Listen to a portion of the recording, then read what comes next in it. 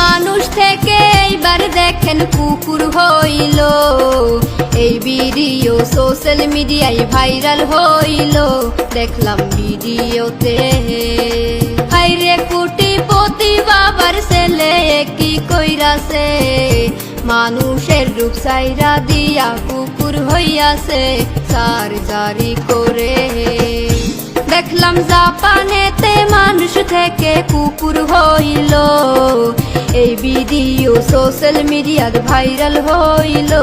এই কি আজব কথা, হাইরে মানুষের শখ পুরা করতে কি না করে 220 কোটি টাকা খরচ করে গেল কুকুর হইয়া।